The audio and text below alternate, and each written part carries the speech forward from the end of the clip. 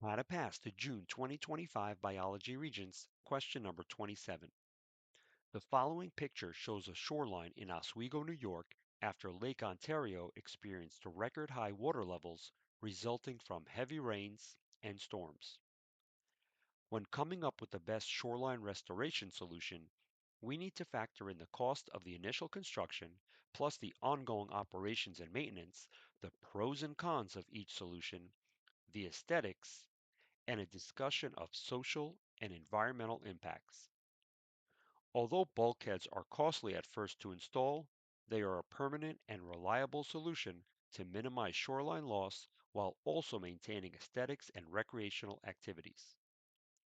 You can also say that because the community is focused on the social and recreational value of the shoreline, a revetment is the best aesthetic option because it looks natural.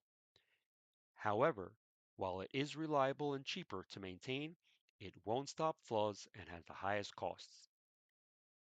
The best solution for Oswego is to install sills because they are not too expensive to construct, have low maintenance, and look more natural than some other options.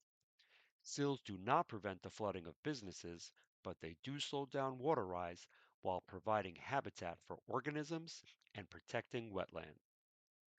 For more videos just like this one, please visit biovideotutor.com.